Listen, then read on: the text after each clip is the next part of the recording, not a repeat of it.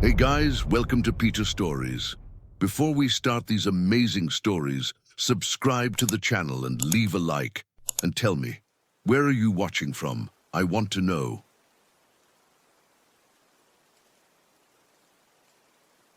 Ryan Mackenzie woke at 5:30 a.m., just as he always did when there was a search ahead. 3 years had passed since he'd left the Forest Service, but some habits never died, especially when people were missing. The Seattle apartment was quiet. He moved through the kitchen with the efficiency of someone who'd done this routine hundreds of times. Strong coffee, 2 pieces of toast with peanut butter, vitamins. The only difference was the equipment spread across the living room table. No longer the radios and tools of the Forest Service, but the precision instruments he used as a safety equipment technician. At 6:15, he was loading the pickup. 48-hour pack, dual GPS units, long-range radio, military first aid kit, climbing ropes, emergency flares. Ryan checked each item twice. The Morrison family, father, mother, and 2 teenage children, had been missing for 3 days on the Hoh River Trail in Olympic National Park.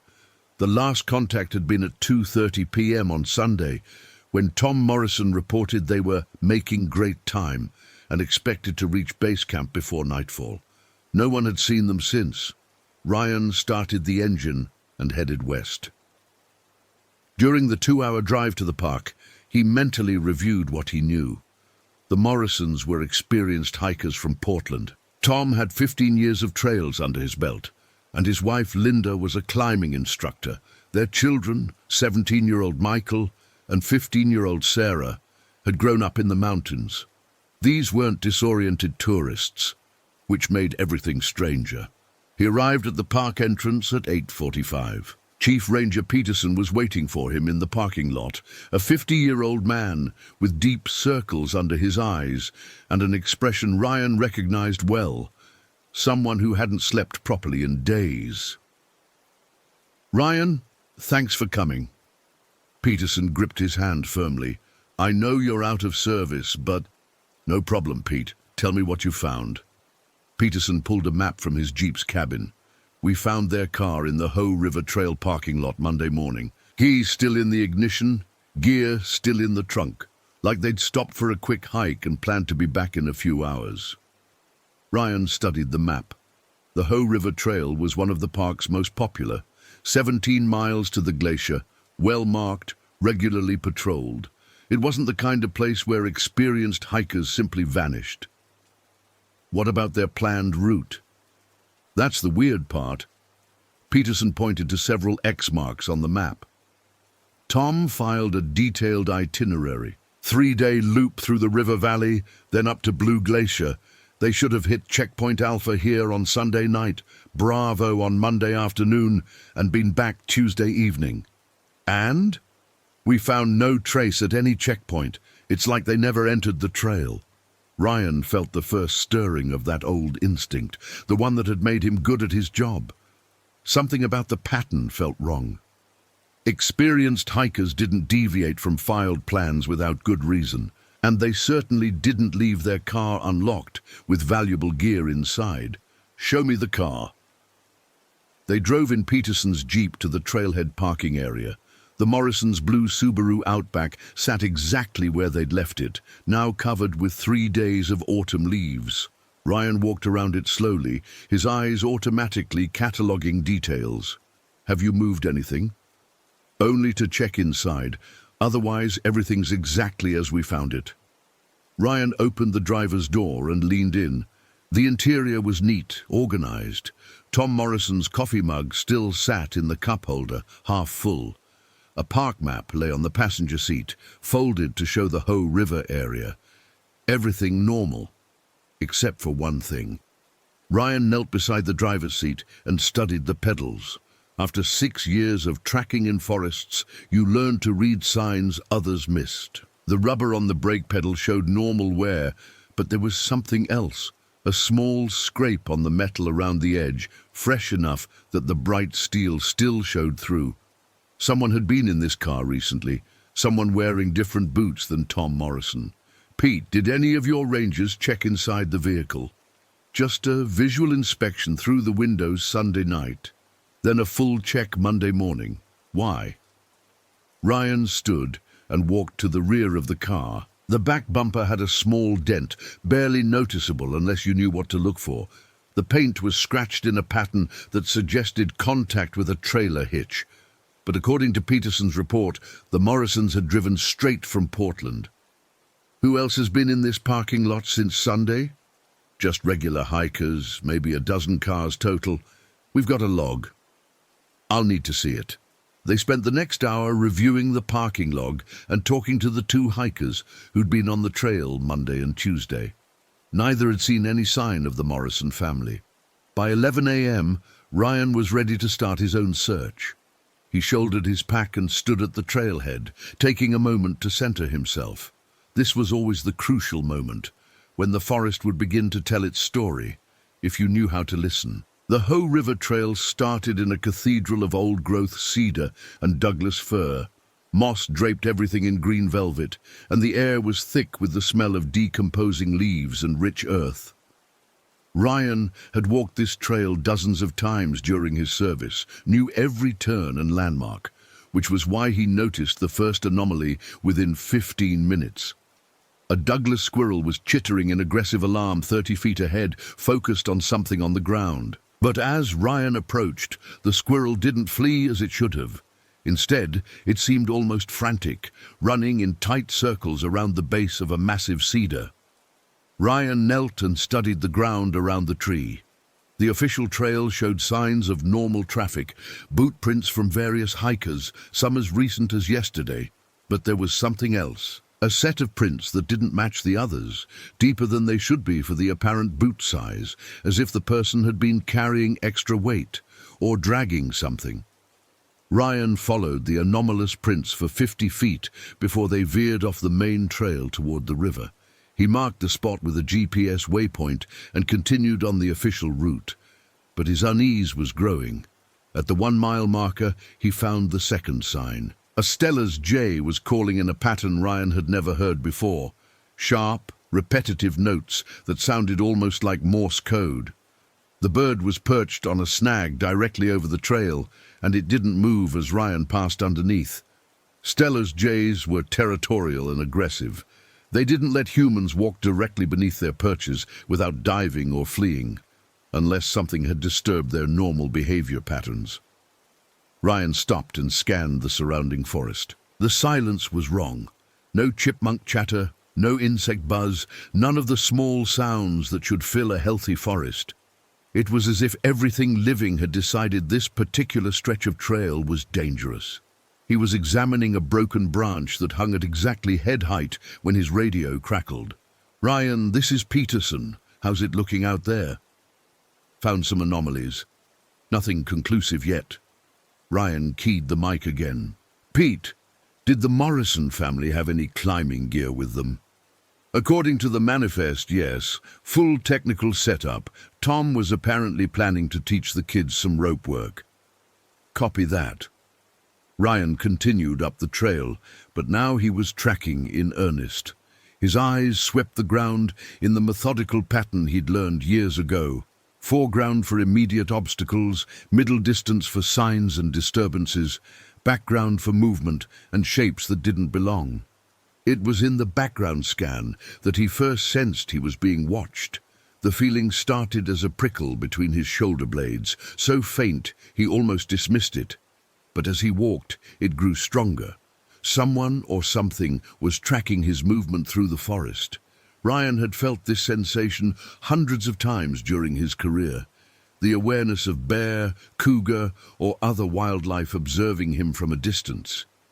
But this felt different, more focused, more intelligent. He stopped at a switchback and pretended to check his GPS while actually studying the forest behind him. Nothing visible, but the feeling persisted. At the 2-mile marker, he found the Morrison family's first piece of gear. A bright blue stuff sack hung from a branch 8 feet off the ground, positioned so it was clearly visible from the trail.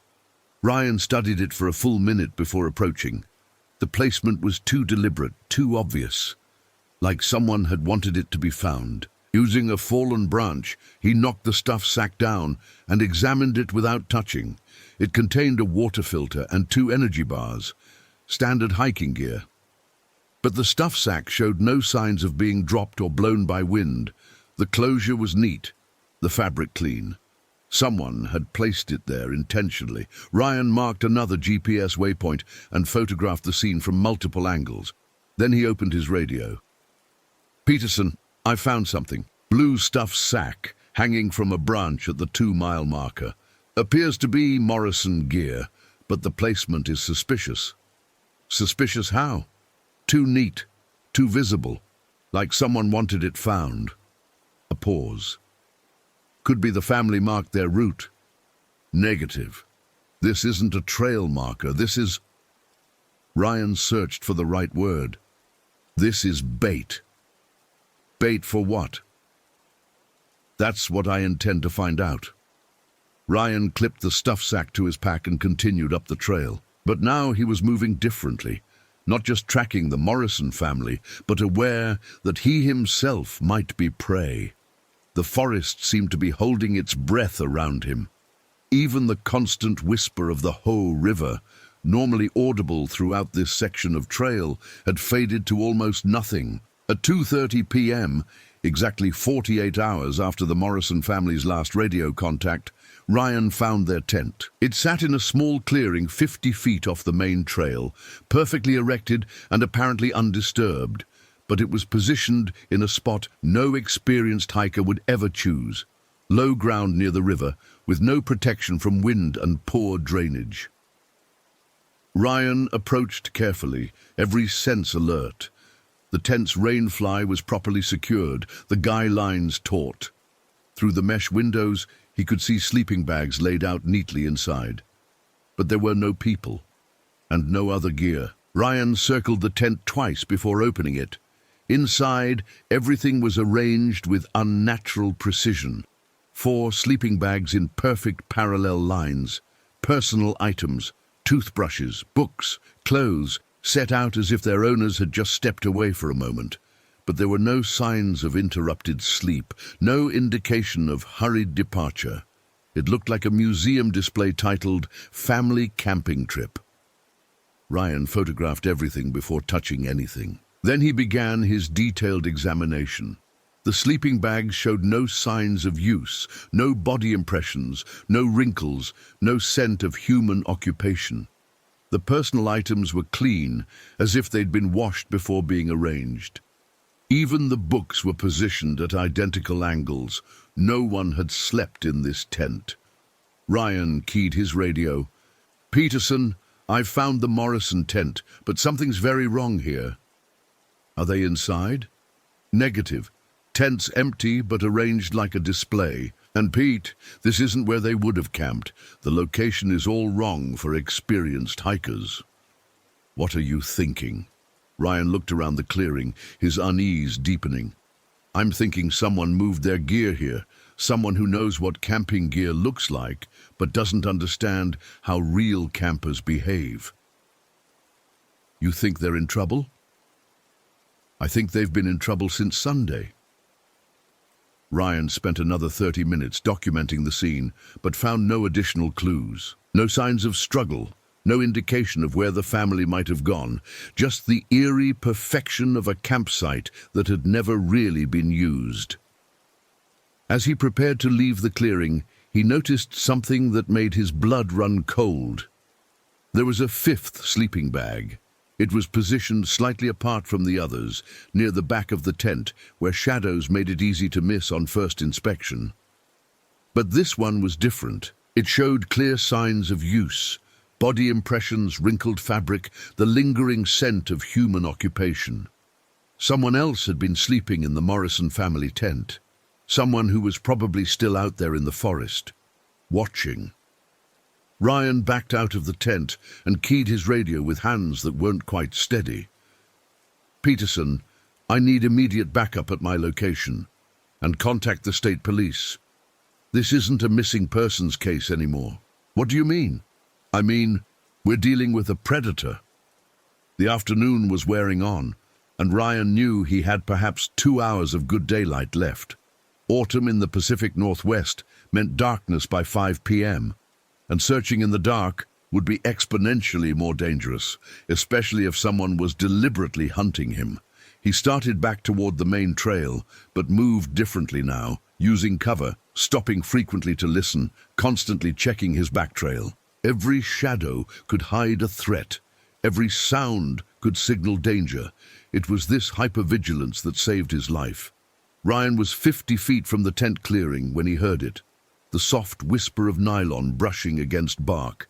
Someone was moving through the forest parallel to his position, trying to stay hidden, but not quite succeeding.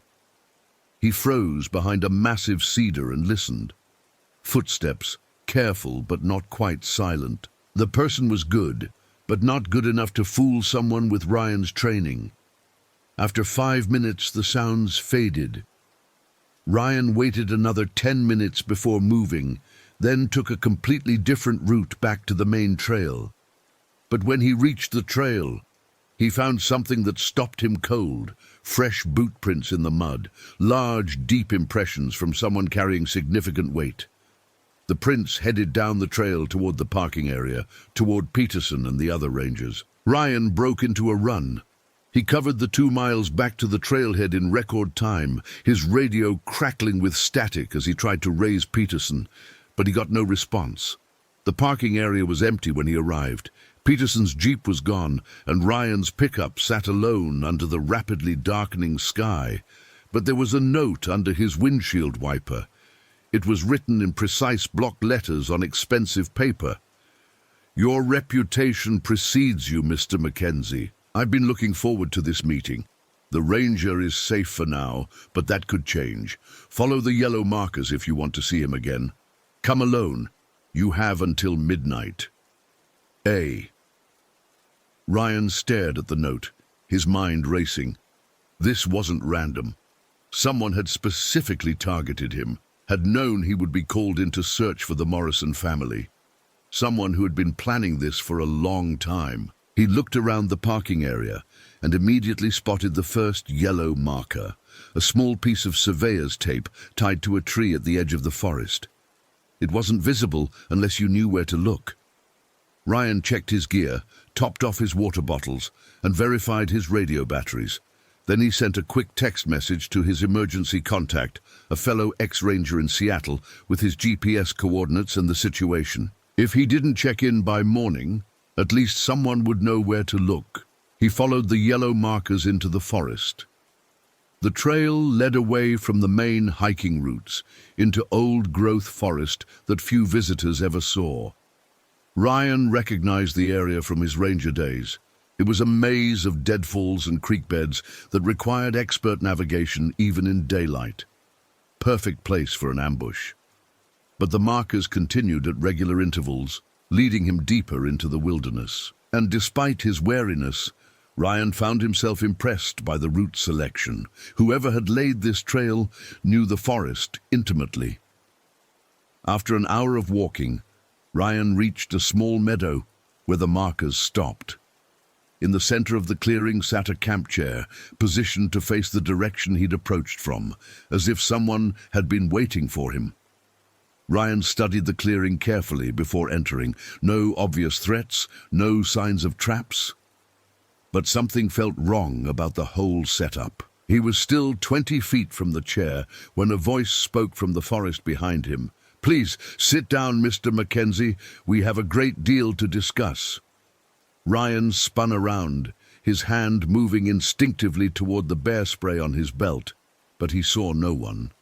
The voice had come from the trees, electronically amplified, but somehow still intimate. "Where are Peterson and the Morrison family?" "Safe. For now, please sit. I've gone to considerable effort to arrange this meeting." "I prefer to stand." A chuckle from the hidden speakers. "Of course you do. Your file mentioned you were cautious. It's one of the reasons I chose you." "My file?" Ryan Mackenzie, 6 years with the Olympic National Forest Service, specialized in search and rescue, 37 successful recoveries, including the Thompson children incident that made national news. Currently employed as a safety equipment technician with Vertical Solutions Inc. No wife, no children. Lives alone in Capitol Hill, apartment 4B. Ryan's blood ran cold. This level of detail meant months of surveillance. What do you want? To test a theory. Please sit. Your legs will thank you before this is over. Against his better judgment, Ryan moved to the chair and sat down. It was surprisingly comfortable and positioned to give him a good view of the entire meadow. Better. Now let me introduce myself. You may call me the Architect. I've been watching your work for some time, Mr. Mackenzie. Your reputation for finding people who don't want to be found is impressive. You're the one who took the Morrison family. Took implies theft. I prefer to think of it as recruitment. They're participating in an experiment. What kind of experiment? A pause. When the voice returned, it carried a note of genuine enthusiasm. The ultimate test of human adaptability. You see, Mr. Mackenzie, I believe that most people are fundamentally weak. They rely on technology, on society, on others to survive. But a very few, possess the skills and instincts necessary to thrive in hostile environments. Ryan kept his voice steady. And you test this by kidnapping families? By creating scenarios that reveal true character, the Morrison family, for instance. Experienced hikers, yes, but how do they perform when their GPS fails, when their radio stops working, when they realize they're being hunted? Where are they? Currently participating in Phase 3 of the experiment, they've shown admirable resourcefulness so far. The father is quite protective, the mother surprisingly capable of leadership. The children are adapting well to stress. Ryan forced himself to remain calm. What do you want from me? You, Mr. Mackenzie, represent a different challenge entirely. You're not just a survivor, you're a hunter. Someone who can track, who can read the forest, who can find people who are very good at hiding. So, you want to hunt me. I want to understand you. Your file mentions several incidents that border on the impossible. The Werner boy, found alive after 8 days in terrain that had been searched 3 times. The Cascade Falls rescue, where you located the climbing team in 0 visibility conditions. The missing ranger case, where you tracked someone for 12 miles through old-growth forest. Ryan remembered each case vividly, and each one had required skills that were difficult to explain to others. You have abilities, Mr. Mackenzie, abilities that interest me greatly. I just know the forest. No, you know much more than that. You can track like an animal. You can sense things others miss. You navigate by instinct as much as by instruments. The voice paused, and when it continued, there was a note of respect that Ryan found disturbing. I've studied your cases for 2 years. The patterns are unmistakable. You don't just find lost people, you find them in situations where finding them should be impossible. Ryan said nothing. He'd always attributed his success to experience and training, but there had been moments, times when he'd known exactly where to look despite having no logical reason for the knowledge. The architect continued. Which brings us to tonight's experiment. I have the Morrison family. They're alive and unharmed for now, but their continued well-being depends on your performance in a little game I've designed. What kind of game? Hide and seek. I'm going to give you exactly 1 hour to find them before I begin, escalating the stress level of their situation. And if I find them, then they go free. And you and I have a more detailed conversation about your abilities. And if I don't? Silence. Ryan stood up from the chair. I need to know they're still alive. The sound of a radio crackling filled the clearing, followed by Tom Morrison's voice. Hello? Can anyone hear this? We're in some kind of cave system. The kids are scared and Linda's hurt her ankle. If anyone can hear this, we're... The transmission cut off. They have approximately 6 hours of air left in their current location, the architect said. Find them within 1 hour and they live. Fail and... Another pause. Well, let's not focus on failure. Ryan looked around the clearing, his mind racing. This wasn't just a psychopath. This was someone with extensive resources, detailed planning, and intimate knowledge of the forest. Where do I start? Wherever your abilities tell you to start. The game begins now. A spotlight suddenly blazed from the trees, momentarily blinding Ryan. When his vision cleared, a timer had been placed on a nearby stump, counting down from 60 gray, 59, 59, 59, 58. Ryan forced himself to think logically. The Morrison family was in a cave system with limited air. That narrowed the possibilities significantly. There were only a few cave networks in this part of the park, and most were well known to rangers. But the architect had mentioned that conventional searches had already failed, which meant they weren't in any of the obvious locations. Ryan closed his eyes and tried to recall every cave, every overhang, every hidden space he'd discovered during his years in the forest. The sound of running water in the radio transmission suggested they were near an underground stream, the old lava tubes. Ryan's eyes snapped open. There was a network of volcanic caves about 2 miles northeast of his current position, formed by ancient lava flows. They were largely unmapped and officially off-limits to hikers due to unstable conditions. Perfect place to hide someone. Ryan checked the timer. 57:42. He shouldered his pack and headed into the forest. But as he walked, he realized this was exactly what the architect wanted. To watch him demonstrate his tracking abilities under extreme pressure. Every choice he made was being observed and analyzed. The thought should have been intimidating. Instead, Ryan found it oddly liberating. If the architect wanted to see what he could really do, Ryan was more than happy to show him. He began moving through the forest differently, letting his instincts guide him rather than relying purely on memory and logic. There was a technique he'd developed over the years but never fully trusted, a way of reading the forest that went beyond normal senses. Ryan stopped walking and simply listened, not just to sounds, but to the subtle rhythms of the forest itself, the way wind moved through different types of vegetation, the patterns of insect activity, the almost inaudible flow of underground water. There, northwest about 1.5 miles away, the sound was wrong, water moving where it shouldn't be, as if diverted through artificial channels. Ryan began tracking toward the sound, but not along any established trail.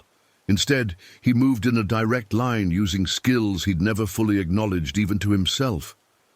He could sense the mineral composition of the soil beneath his feet, could tell when he was walking over hollow spaces, could feel the subtle temperature variations that indicated underground air movement, and gradually he became aware of something else. He wasn't alone in the forest. Someone was tracking him, staying parallel to his route, but far enough away to remain hidden. Someone very skilled at forest movement. The architect wasn't just observing from a distance, he was following personally, watching Ryan's every move. Ryan smiled grimly and adjusted his route. Two could play this game. He began deliberately demonstrating his abilities, knowing he was being watched. At one point, he knelt and placed his hand on the ground, feeling for the vibrations of underground water flow. He found animal tracks and followed them, knowing they would lead to the same water source he was seeking. Most importantly, he let his spatial memory guide him through terrain that should have been impossible to navigate in darkness.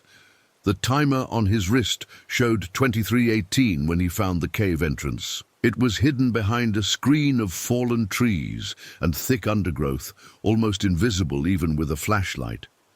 But Ryan had felt the air movement from 50 feet away, the subtle draft that indicated a large hollow space beyond the opening. He squeezed through the entrance and immediately heard voices echoing from deeper in the cave system. "Mom, I think someone's coming." "Hello?" Ryan called out. "Morrison family?" "Yes, we're here. Please help us." Ryan followed the voices through a narrow passage that opened into a larger chamber. His flashlight beam revealed the Morrison family huddled together on a dry ledge above an underground stream. They were dirty and frightened, but appeared unharmed. "Thank God," Tom Morrison said as Ryan reached them. "We've been trapped here since Sunday. Someone forced us off the trail, then sealed the main entrance with rocks. Are you all injured?" Linda twisted her ankle, but we're okay otherwise. "How did you find us? We've been calling for help for 3 days." Ryan was already checking the timer on his wrist. 18:42. He'd found them with time to spare. "Let's get you out of here. Can everyone walk?"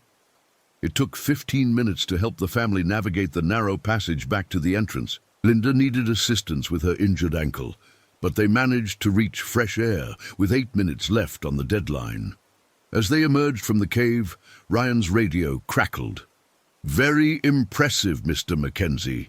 18 minutes and 42 seconds. Well within the time limit." Ryan keyed his radio. "They're safe. Now let Peterson go."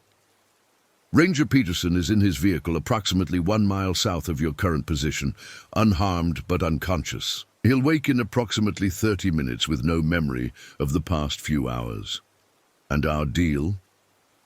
"You've fulfilled your part admirably, but I'm afraid our conversation will have to wait. You've given me exactly what I needed to see." "Which was what?" A pause. "Confirmation that there are still people in this world who possess truly exceptional abilities. People worth studying further." The radio went silent. Ryan helped the Morrison family back to the trailhead, where they found Peterson's Jeep parked exactly as promised. The Ranger was unconscious but breathing normally in the driver's seat.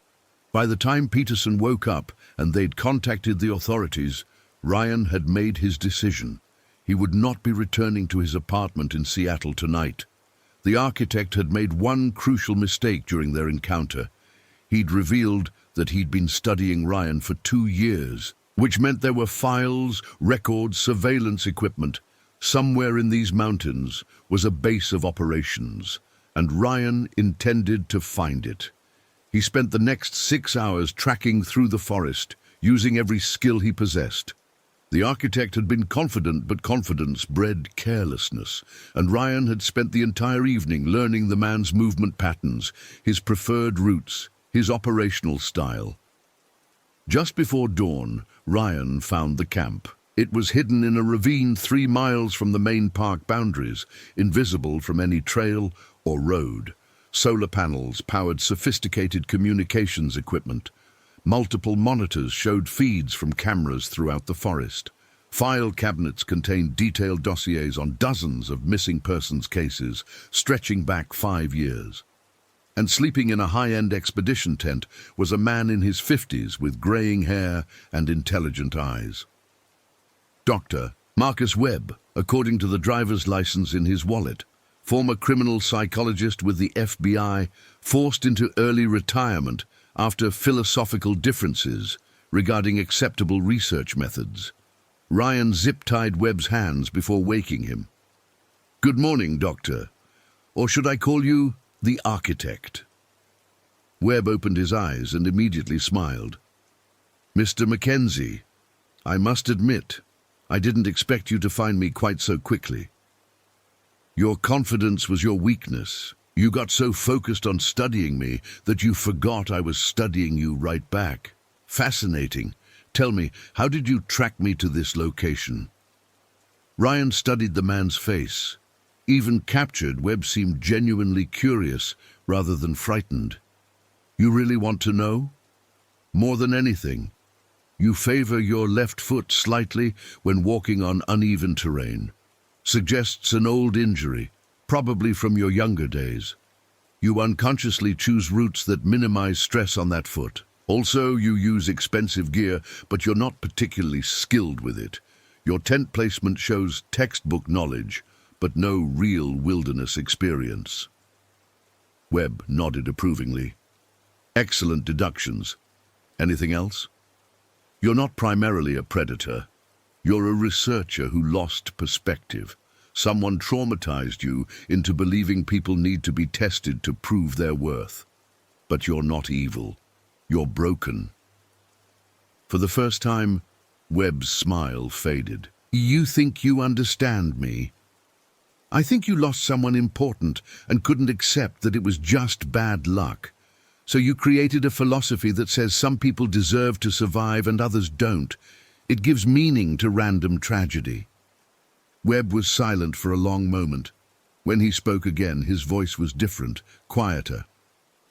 "My daughter and her family went hiking in Yellowstone 6 years ago. Experienced outdoors people, proper equipment, filed route plan. They got lost in a sudden storm and made bad decisions, panic decisions. They died because they couldn't adapt when their assumptions proved wrong. I'm sorry. The investigation concluded it was just unfortunate circumstances, but I knew better. I studied hundreds of similar cases and found the pattern. Some people survive impossible situations while others die in relatively mild conditions. The difference isn't luck, Mr. Mackenzie. The difference is capability." Ryan understood now. "So you decided to test people." "I decided to identify the truly capable ones, like you, by terrorizing innocent families." Webb's expression hardened. "By revealing their true nature under stress. The weak ones, they don't deserve the resources they consume. And who made you the judge of that? Experience, knowledge, the willingness to act on uncomfortable truths." Ryan looked around the sophisticated camp. "Where are the others?" "What others?" "The people who didn't pass your tests." Webb met his eyes steadily. "That information died with my computers when you triggered the security protocols by entering the camp." Ryan felt a chill. "How many?" "Does it matter? They were weak. They would have died eventually anyway, just more slowly and with more suffering." "You're insane." "I'm practical. And you, Mr. Mackenzie, are exactly the kind of person who should survive. Join me. Help me identify others like yourself." Ryan stood up and checked his radio. "This is Ryan Mackenzie calling any law enforcement agency. I have a suspect in custody related to multiple missing persons cases. GPS coordinates are—" "You're making a mistake," Webb said calmly. "They'll never understand what you can do. They'll waste your abilities on routine searches when you could be doing something truly important." Ryan continued his radio call, but Webb's words bothered him more than he wanted to admit. The authorities arrived by helicopter 3 hours later. Webb was taken into custody without resistance, still smiling as if he'd won some private victory.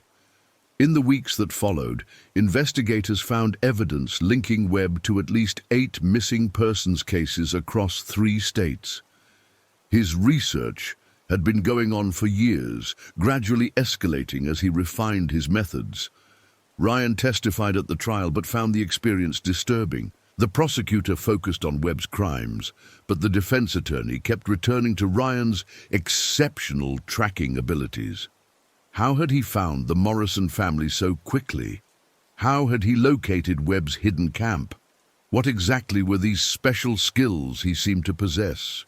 Ryan deflected the questions, but they haunted him, because the truth was that he didn't fully understand his own abilities. He could track better than anyone he'd ever met, could sense things in the forest that others missed, could navigate by instinct in conditions where instruments failed.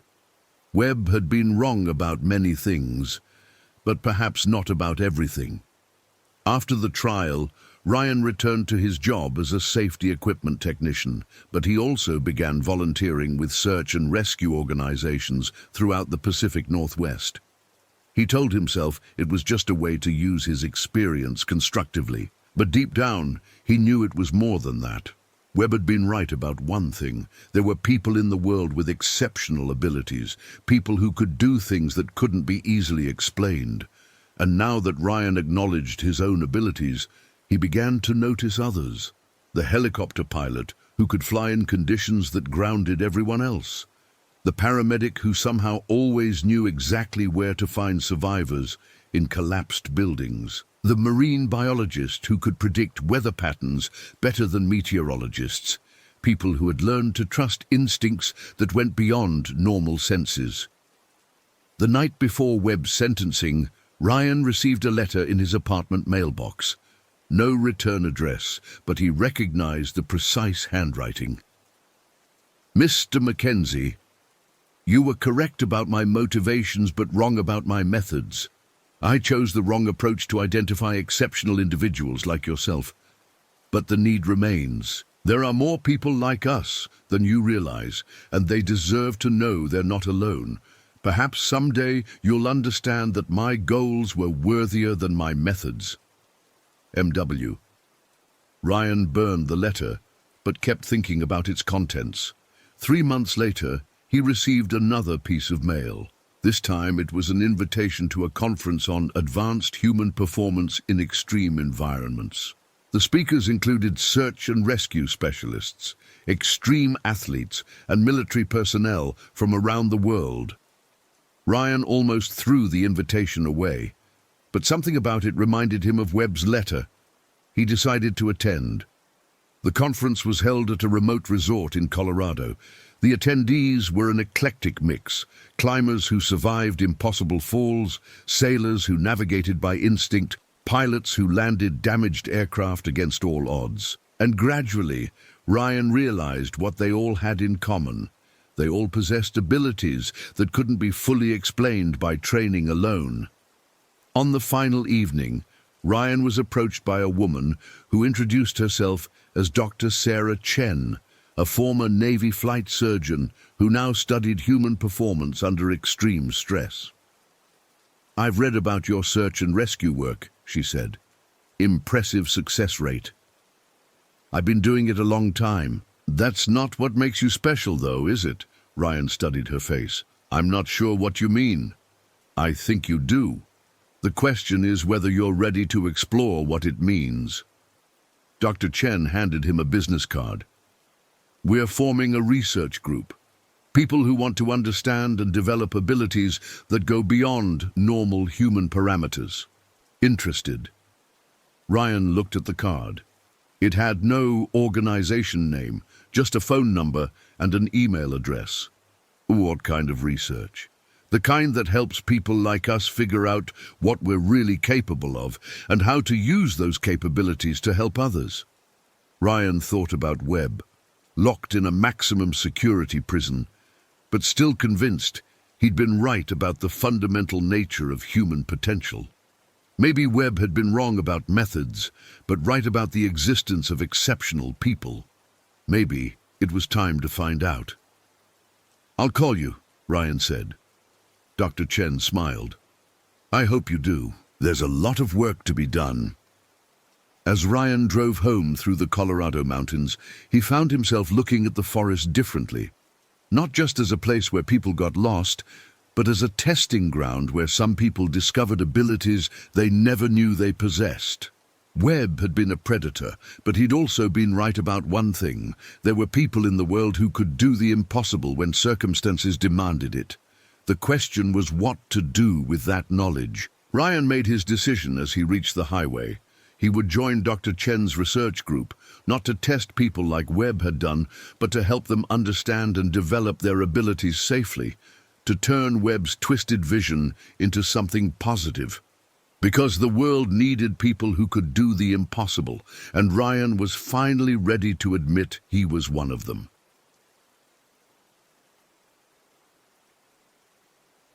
Ryan Mackenzie woke at 5:47 a.m., just as he always did. The October morning air in Olympic National Park. 3 years had passed since he loaded the last of his gear, but some habits never died. 3 years, especially when people traded his ranger badge for a desk job. The Seattle county planning office, but muscle memory kicked in with the efficiency of someone who'd done this routine hundreds of times. Emergency radio, strong coffee, water purification tablets with peanut butter, emergency vitamins.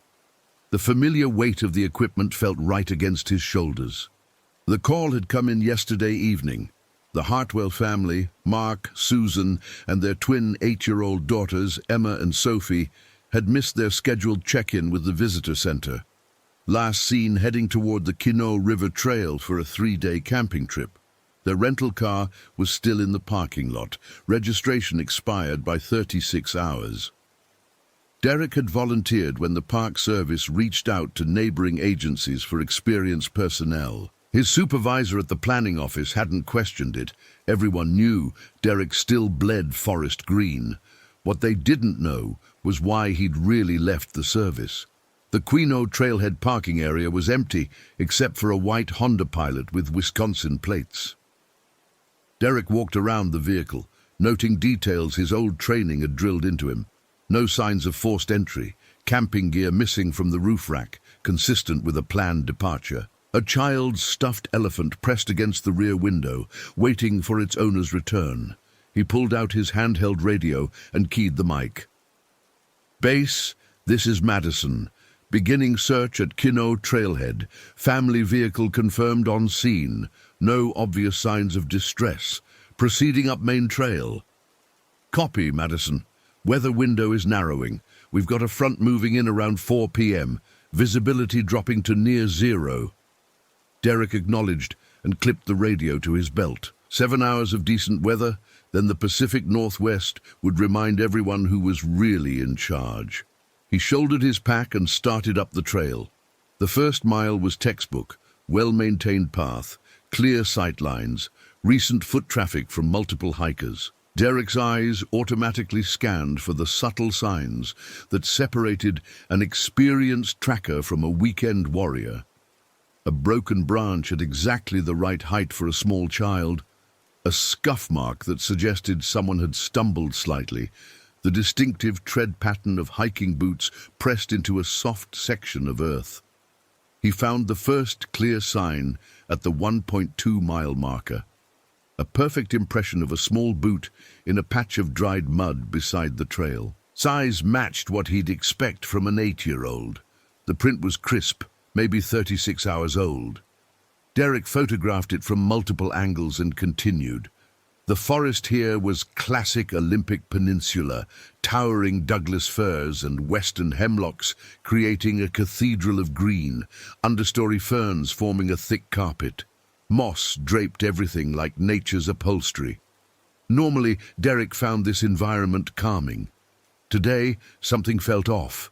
He stopped and tilted his head, listening. After 6 years of patrol, he'd learned to read the forest's moods through sound. Birds should be active this time of morning. Stella's jays, varied thrushes, the occasional sharp cry of a pileated woodpecker. Instead, an unnatural quiet settled over the trail. Animals knew things humans missed. When the woods went quiet, there was always a reason. Derek continued, his senses now heightened. At the 2-mile mark, the trail forked. Left branch continued toward the planned camping area at Quino Lake. Right branch led deeper into the backcountry, terrain that would challenge even experienced hikers. The main trail showed multiple sets of recent prints, hiking boots in adult sizes, smaller impressions that could be children. But something about the pattern bothered him. Derek knelt for a closer examination. There, in the soft earth just off the main trail, a boot print that shouldn't exist. Adult male, size 11 or 12, but pressed into ground that couldn't be more than 8 hours old, long after the family had passed through. The tread pattern was aggressive, military or law enforcement style, not typical hiking gear. Derek's pulse quickened. He photographed the print and expanded his search in widening circles. Within 10 minutes, he found 2 more identical prints, always just off the main trail, always in spots where casual hikers wouldn't notice them. Someone had been following the Hartwell family recently. He keyed his radio. "Base, this is Madison. I'm finding evidence of a 5th person on the trail. Adult male, moving parallel to the family's route, staying off the main path. This changes things." Static crackled back. "Copy, Madison. Are you suggesting foul play?" Derek studied the prints again. The spacing suggested someone moving carefully, deliberately, someone who knew how to track without being seen. "Possibly. I'm going to continue to the planned camping area, but we need to expand this from a search and rescue to a potential criminal investigation." Understood. State police have been notified. Continue with caution. Derek picked up his pace. The quiet forest felt less peaceful now and more like a held breath.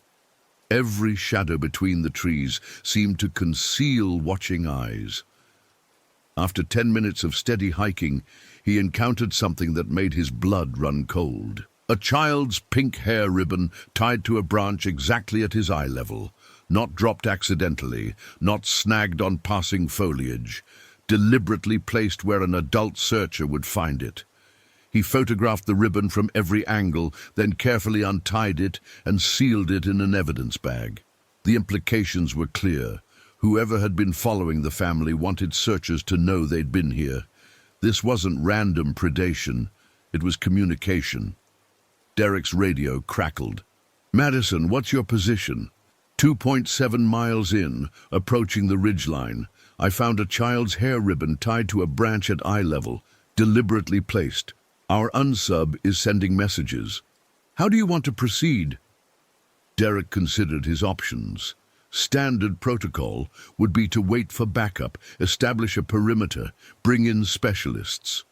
But the weather window was closing, and somewhere in this forest, a family was either already dead or running out of time. I'm continuing to the camping area. If this person wants to communicate, I need to understand what they're saying. Derek! The voice from base dropped the formal tone. You don't have to prove anything to anyone. Not after what happened on the Cascade case. The Cascade case, 3 years ago. The reason Derek no longer wore a ranger badge. He'd made the right call tactically, but 2 hikers had died while he waited for backup that arrived 6 minutes too late. 6 minutes that haunted him every night. This is different, Derek said into the radio. I'm not waiting this time. The trail climbed steadily now, switching back and forth across the ridge face. Derek's breathing was controlled, his movement economical. Years of conditioning didn't disappear overnight. As he climbed, he noticed more signs of deliberate manipulation. A pile of stones that formed an arrow pointing off the main trail.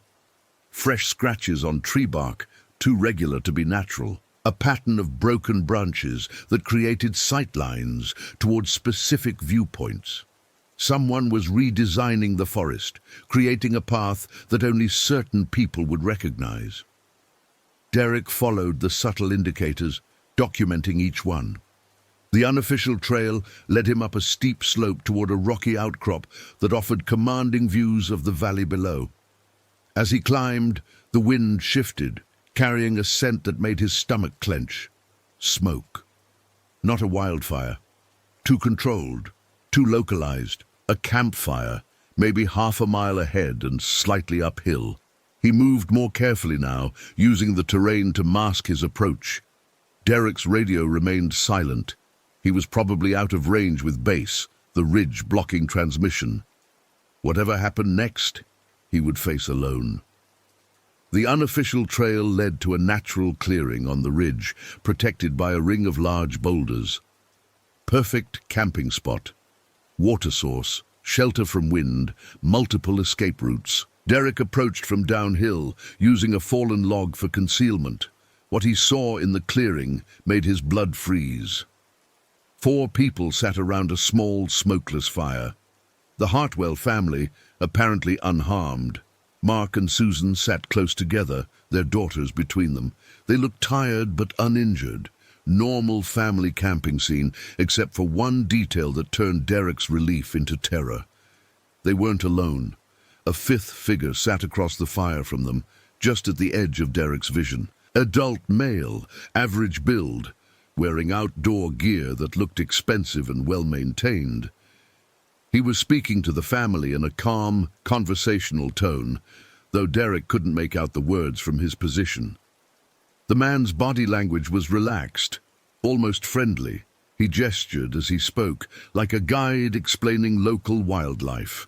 The family listened with the forced attention of people who understood they had no choice. Derek carefully withdrew his binoculars and focused on the scene. The stranger's face was weathered but intelligent, maybe 45 years old. Clean-shaven, dark hair going grey at the temples. He looked like a college professor, or a successful businessman. Not the wild-eyed predator Derek had expected. What disturbed Derek most was how the family responded to him. No obvious signs of panic or distress. The girls were even smiling occasionally. Either they didn't understand their danger, or this man was exceptionally skilled at psychological manipulation. Derek needed to get closer to assess the situation properly. He began a careful, flanking movement, using the boulder field for concealment. His training from the service had included tactical movement, though he'd hoped never to need it. As he maneuvered for a better position, Derek's enhanced awareness picked up something that made him freeze. The subtle sound of a boot sole on granite, somewhere behind him and to his left. Someone else was moving through the boulder field. Derek pressed himself against a large rock and controlled his breathing. After 30 seconds, he heard it again, the careful placement of feet by someone who knew how to move quietly. Someone was stalking the stalker. The possibility hit him like cold water. This wasn't a simple predator-victim scenario. This was an elaborate setup, and he'd walked directly into it. Derek keyed his radio, hoping to reach base despite the terrain. Only static answered. He was truly alone, watching a family in captivity while someone, or multiple someones, hunted him through the rocks. From his position, Derek could still observe the clearing. The stranger was now showing the family something. Photographs, maybe, or documents. Mark and Susan leaned forward to look, their expressions shifting from forced politeness to genuine confusion, then to something approaching horror. Whatever they were seeing was changing everything. The stranger stood and walked around the fire toward the girls. Emma and Sophie, Derek had memorized their names from the missing persons report, instinctively moved closer to their parents. But they didn't run. Either they were too frightened to move, or something was preventing them. Derek needed to act, but movement in the boulder field would expose him to whoever else was out there. He had to make a choice, maintain concealment and gather intelligence, or reveal his position to help the family. The decision was made for him. "You can come out now, Derek." The voice came from the clearing, calm and educated. The stranger by the fire was looking directly at his hiding spot. "I know you're there. I've been waiting for you."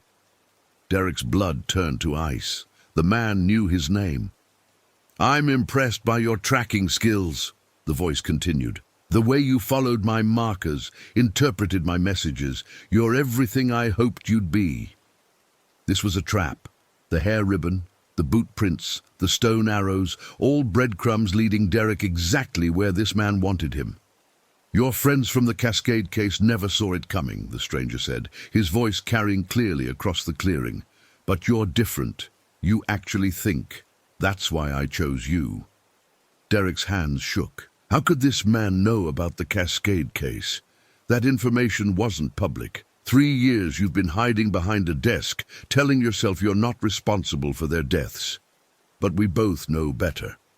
You made the safe choice, and people died. Today, you get to make a different choice. The family was looking around frantically now, trying to understand what was happening. The stranger's friendly demeanor had evaporated, replaced by cold calculation. "Here's how this works, Derek. You have skills I find fascinating. Tracking, observation, tactical thinking. I want to see them in action, so I'm going to give you a chance to save the Hartwell family. All you have to do is outwit me." Derek remained hidden, his mind racing through options. This was beyond psychological manipulation. This was performance art, with human lives as the medium. "If you can find and neutralize my associates in the boulder field," the voice continued, "the family goes free. If you fail, or if you try to leave without playing, they don't. Simple as that." "You're insane," Derek called out, finally breaking his silence. "No, Derek, I'm an educator, and you're my most promising student. The question is, are you ready to learn?" Derek realized he was facing something worse than a simple predator. This man was treating human lives like pieces in a chess game, and Derek was the opposing player. "How many associates?" Derek asked, buying time to think. 3. Armed with non-lethal weapons, we want this to be educational, not murderous. Their position throughout the boulder field. Find them, neutralize them, win the game. And if I refuse, then the Hartwell family dies, and you spend the rest of your life knowing you could have saved them but chose not to. Just like the Cascade case. Derek closed his eyes. 3 years of therapy, of learning to live with survivor's guilt, of building a new life away from situations exactly like this. And now he was right back where he started, but this time he wasn't waiting for backup. What's to stop me from just calling for help? Derek asked. Radio jamming equipment. We're completely isolated until this is resolved. Just you, me, and the lesson I'm going to teach you about the cost of hesitation. Derek heard movement in the rocks again, closer this time. The game had begun whether he agreed to participate or not. He took a deep breath and began moving through the boulder field, all his senses engaged. The first lesson Derek had learned as a young ranger was that the forest never lied. Every broken twig, every displaced stone, every unusual sound told a story. He just had to read it correctly. The boulder field covered roughly 2 acres, a maze of granite formations that provided countless hiding spots. Derek moved systematically, checking each potential position while maintaining awareness of his surroundings. His tracking skills, dormant for 3 years, came flooding back. There, a scuff mark on granite where someone had shifted position. Fresh. Derek followed the subtle trail of disturbed moss and displaced gravel until he spotted movement behind a large boulder 30 yards ahead. The first associate was positioned to watch the main approach to the clearing. Military posture, patient movement. Derek recognized the stance of someone with tactical training, but urban tactical training was different from wilderness work. This person was thinking in terms of building corners and doorways, not natural terrain. Derek used the lesson the forest had taught him, become part of the environment. He moved like water, flowing around obstacles instead of confronting them directly. It took him 15 minutes to position himself above and behind the first associate. The man never knew Derek was there until the ranger's arms slipped around his throat in a blood choke. 15 seconds later, the associate was unconscious, his taser secured. Derek zip-tied his hands with restraints from his pack and moved on. 1 down, 2 to go. The second associate was cleverer, positioned to watch the first associate's blind spot. But Derek's advantage wasn't just tactical. It was environmental. He knew how sound carried in the forest, how shadows fell, where natural cover offered concealment. More importantly, he understood how animals moved through this terrain. Derek had learned to track by following deer paths, elk migrations, predator territories. He moved like a wolf now, patient, purposeful, invisible until the moment of contact. The second associate went down just as quietly as the first. 2 down. But the third would be the most dangerous, having watched Derek eliminate the others. Derek paused to reassess. This wasn't random violence. It was a test. The stranger in the clearing had arranged this entire scenario to push Derek beyond his comfort zone, to force him to act instead of hesitate. But why? Impressive work so far, Derek. The voice came from the clearing again. Your third opponent is wondering if you're really as good as I told him you were. Don't disappoint us. Derek ignored the commentary and focused on the puzzle. Where would he position himself if he were the third associate? Somewhere with visual contact to the clearing, multiple escape routes, and sightlines to Derek's most likely approaches. There, an elevated position in the rocks that offered commanding views while remaining concealed. Derek could see the slight shadow that shouldn't be there, the hint of movement that betrayed human presence. But something felt wrong. The position was too obvious, too perfect. Derek's intuition, honed by years of reading the forest's moods, warned him this was another trap. He circled wide, approaching from an unexpected angle. His caution proved justified. The third associate had positioned a motion-triggered noisemaker at the obvious approach route. Anyone following the logical path would trigger an alarm and lose the advantage of surprise. Derek smiled grimly. The stranger was testing more than just his tracking skills. This was an examination of his ability to think beyond the obvious, to trust his instincts over rational analysis. The third associate was waiting exactly where Derek expected, focused on the wrong approach route. But as Derek closed in for the takedown, the man suddenly spun around, taser ready. "You're good," the associate said, "but I've been doing this longer." Derek dove sideways as the taser fired, the electrodes sparking against granite. He rolled behind cover and reassessed. This wasn't going to be as simple as the first two eliminations. "Your teacher's watching," Derek called out. "Don't you want to make him proud?" "My teacher's already proud. I'm the graduate student. You're just the final exam." Derek processed that information. This wasn't random hired help. This was someone personally trained by the stranger in the clearing. Someone who understood the game from the inside. The associate fired again, this time over Derek's cover. The electrical discharge left the smell of ozone in the air. Derek had to close the distance, but open ground lay between his position and his opponent. Then Derek remembered something from his old training. Misdirection was a wilderness survival skill. Animals used false tracks, deceptive movement, apparent retreat that masked actual attack. Time to think like a predator. Derek threw a stone to his left, drawing the associate's attention and weapon. As the man turned toward the sound, Derek moved right, using the distraction to gain 20 feet of distance. Another stone, this time behind the associate, causing him to spin around again. By the time the man realized the deception, Derek was close enough to tackle him physically. They went down hard against the granite, the taser flying out of reach. Derek's wilderness conditioning proved superior to tactical training in close quarters. 30 seconds later, the third associate was unconscious and restrained. 3 down, game over. Derek made his way back to the clearing where the stranger was applauding slowly. "Magnificent, Derek! You've exceeded my expectations in every way." "Let the family go," Derek said, emerging from the boulder field. "I played your game. I won." "Oh, the game is just beginning." Now, the stranger smiled, and Derek felt his blood chill. That was merely the entrance exam. The real test is just starting. Derek looked at the Hartwell family, who were watching the exchange with mounting terror. They'd thought rescue was at hand. Now they realized it might be something much worse. "Who are you?" Derek asked.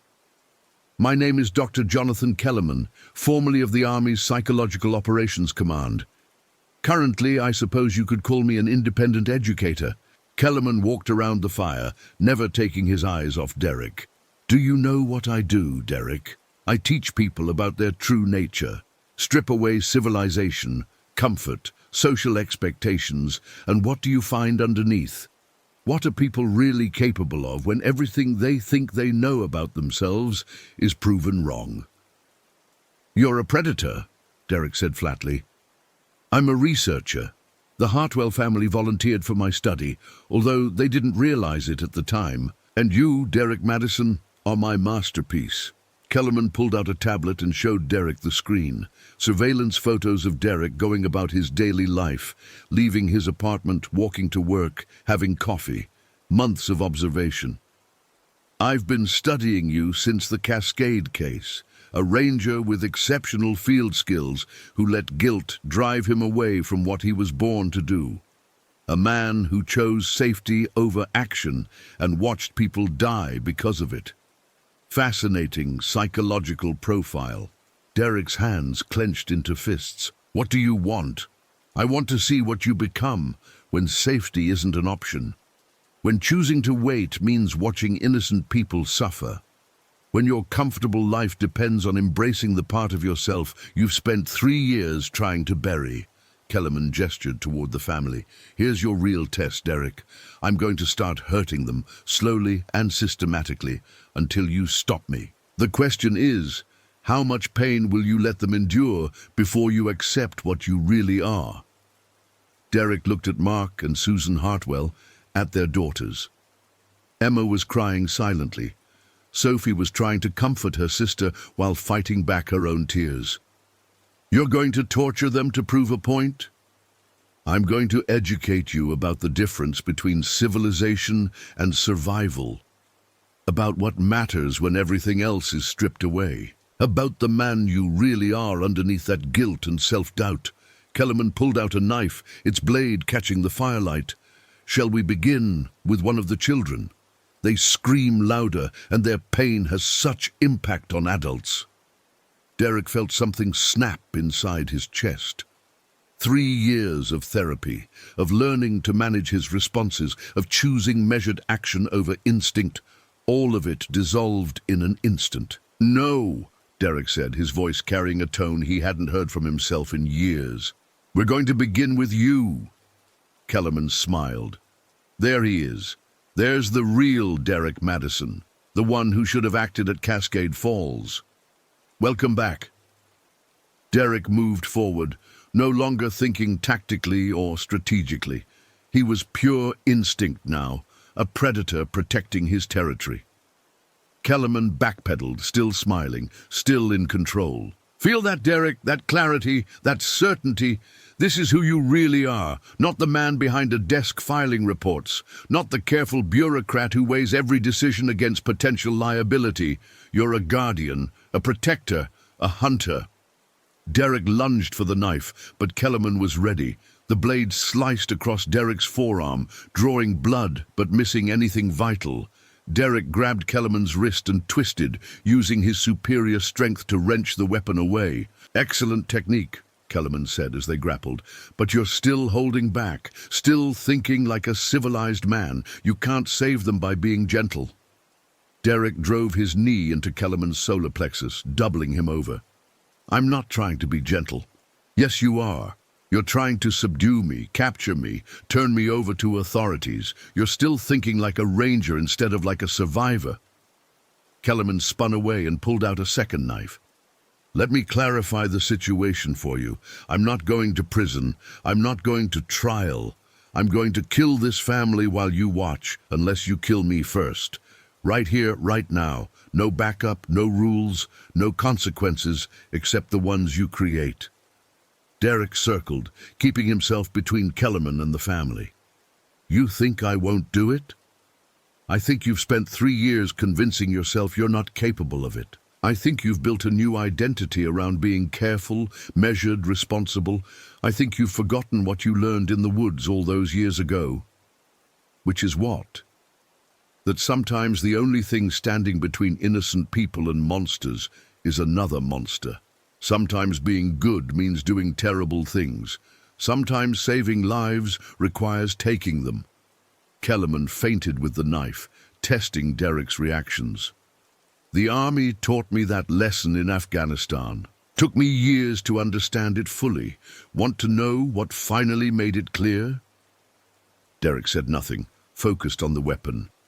A village outside Kandahar. Taliban had taken hostages, 12 children from the local school. They wanted us to withdraw from the region in exchange for the children's lives. My commanding officer wanted to negotiate, find a peaceful solution.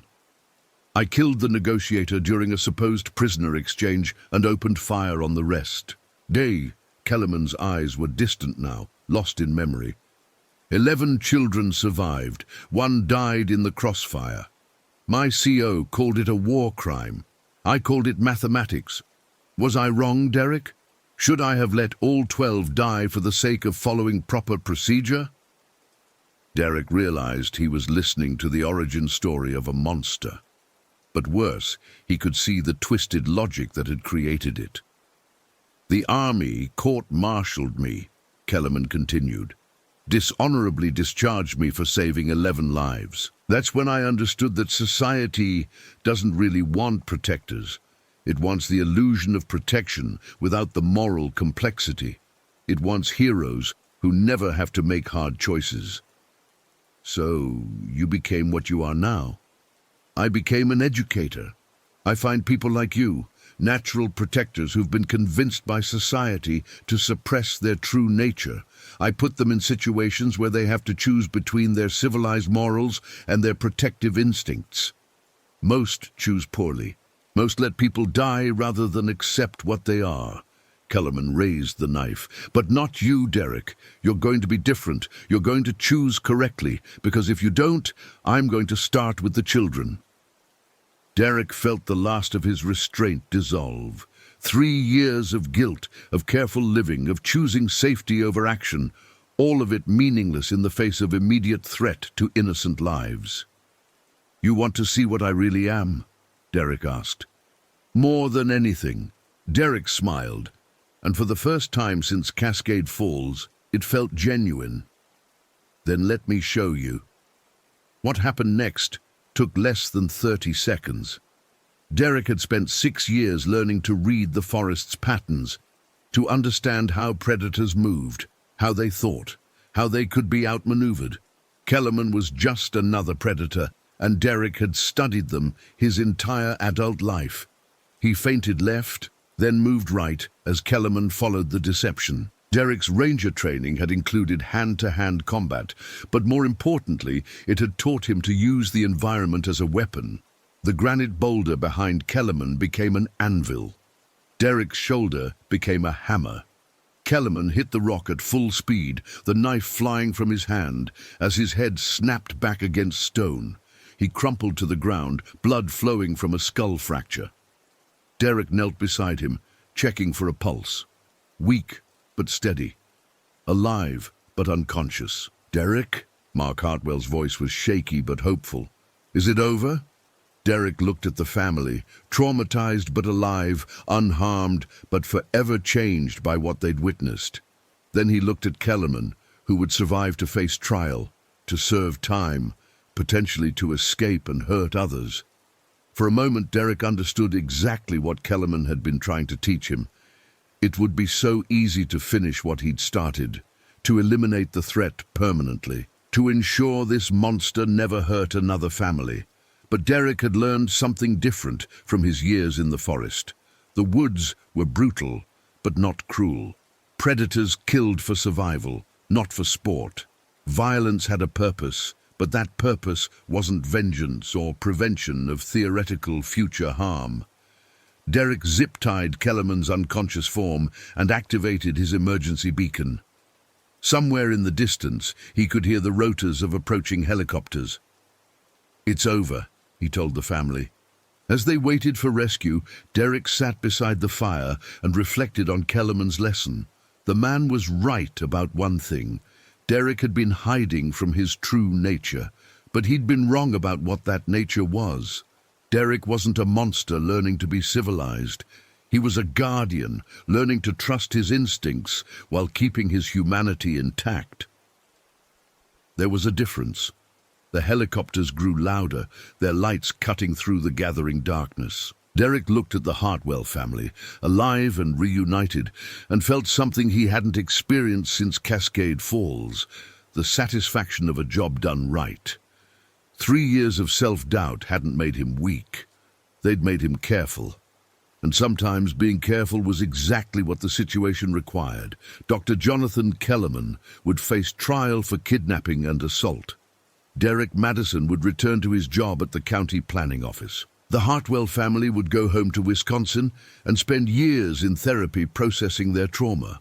But somewhere in the Olympic National Forest, a former ranger had remembered something important.